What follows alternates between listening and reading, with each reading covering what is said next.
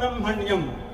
అబ్రహ్మణ్యం అంటే అబద్ధోక్తి, పరుషంగా మాట్లాడడం, కఠినంగా మాట్లాడడం, నొప్పించేటట్టుగా మాట్లాడడం, ఇవి లేనటువంటి వాడు సుబ్రహ్మణ్యుడు అన్నాడు.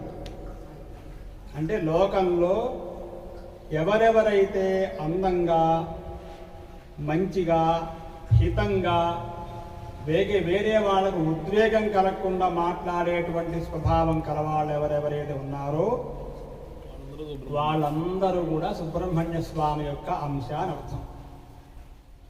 అటువంటి మంచిగా మాట్లాడాలయ్యా, మంచిగా మెలగాలి, నీ వాక్యం వల్ల ఒకడు బాగుపడగలగాలి అనేటువంటి ఒక వైదిక సంస్కారాన్ని ఇచ్చినటువంటి స్వామి సుబ్రహ్మణ్య స్వామి.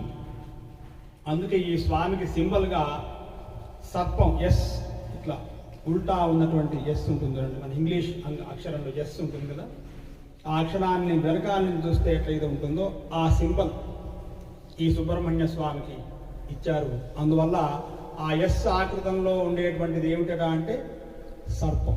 పడగబడితే ఎట్లయితే ఇట్లా క్రాస్ని చూస్తే ఎట్లుంటుందండి. అందువల్ల ఆ సింబాలిక్, ఆయన ఇచ్చినటువంటి సింబాలిక్ ఏంటంటే ఎస్ అనేది. ఎస్ అంటే సర్పాకృతి. ఆ సర్పాకృతి ఎక్కడ ఉంటుందండి మానవుడి కంటే? ఈ కంఠంలో ఉంటుందంట. మన మూగవాళ్ళు ఉంటారు కదా, ఆ మూగత్వం ఎందుకు వస్తుందండి అంటే అక్కడ ఉండేటువంటి ఆ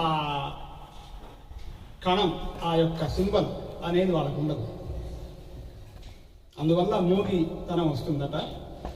వ్యాకరణంలో మనకు అమర శాస్త్రంలో అమరకోశంలో ఏం చెప్పాడంటే వాగ్ద్వారే నాగ ఆఖ్యాత కూర్మ ఉన్మీలనే స్మృత అని ఒక వాక్యం ఉందండి. వాగ్ద్వారే నాగ ఆఖ్యాత, వాగ్ద్వారంలో ఉండేటువంటి ఆ వాయువుకి పేరు నాగము అని పేరట.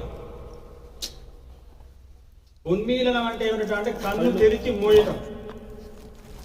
కన్ను తెరిచి మూయాలన్నా కూడా వాయువే అట, గాలి. వాగ్ద్వారే నాగాక్షాత కూర్మ ఉన్మీలనే స్మృత. ఆ 5 వాయువుల పేర్లు ఇవి. హృది ప్రాణ, హృదయంలో ఉండేటువంటి వాయువుకి పేరు ప్రాణం అని పేరట.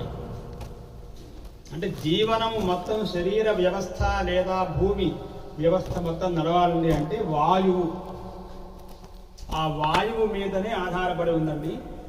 అందుకే భూమిలోంచి గ్యాస్ తీసామనుకోండి, లోపల భూమిలో గ్యాస్ ఉంది. మన మహర్షులు తీయలేక, డీజిళ్ళు, ఈ పెట్రోళ్ళు తీయలేక మన వాళ్ళు పూర్వీకులు అసలు భూమిని తవ్వొద్దన్నారు. ఈ తవ్విన దగ్గర నుంచి ఉత్పాతాలు వస్తాయన్నారు. ఈ వాయువు తీస్తే